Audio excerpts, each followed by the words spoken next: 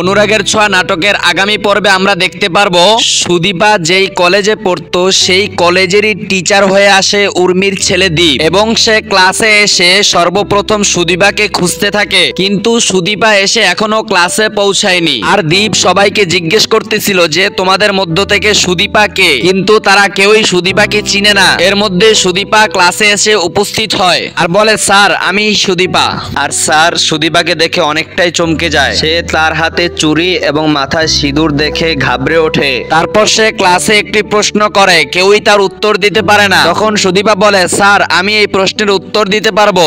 এরপর স্যার বলল, হ্যাঁ তুমি উত্তরটা দাও। আর সে উত্তর দিল, কিন্তু অন্য কোনো ছাত্ররা পারলো না। এরপর যখন ক্লাস শেষ হয়ে যায় তখন আমরা দেখতে পারি দীপ সুদীপাকে বলছে, তুমি কি আমার গাড়িতে যাবে? কিন্তু সুদীপা প্রথমে রাজি হয়নি। এরপর দীপ বলে, তোমার সাথে কিছু পার্সোনাল কথা ছিল, তুমি যদি আমার গাড়িতে যেতে তাহলে অনেক ভালো হতো। তখনই সুদীপা গাড়িতে উঠার জন্য যায় আর এর মধ্যে দীপ বাইক নিয়ে চলে আসে। এসে সুদীপাকে ডাক দেয়, সুদীপা তুমি কোথায় যাচ্ছ?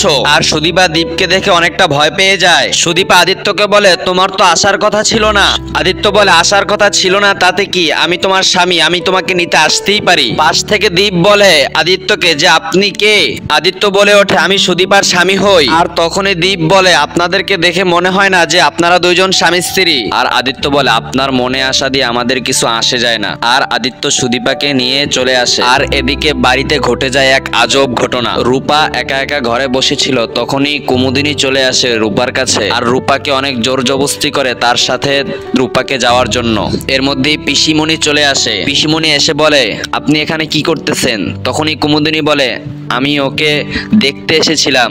বলে, আপনার ওকে দেখা লাগবে না। তারপর সেখান থেকে কুমুদিনী চলে যায়। আর এদিকে আমরা আরো একটি জিনিস দেখতে পারি, আদিত্যের মা বাড়ির সকল গয়নাকাটি একসাথে গুছিয়ে রাখছিল। এর মধ্যেই তার অ্যাসিস্ট্যান্ট এসে বলে, গুরুমা এসেছে আপনার সাথে দেখা করার জন্য। সে তাড়াহুড়া করতে গিয়ে আলমারির চাবি আলমারির সাথেই রেখে যায় আর মনে মনে বলতে থাকে, গুরুমা এই সময় আমাদের বাড়িতে? যাই তার কাছে গিয়ে দেখি কেন আসলো এই সময়। এরপর গুরুমার কাছে এসে গুরুমাকে প্রণাম করলো এবং তাকে জিজ্ঞেস করে, গুরুমা কি হয়েছে? এরপরে গুরুমা বলে, তোমাদের বাড়িতে এক বড় বিপদ আসতে চলেছে।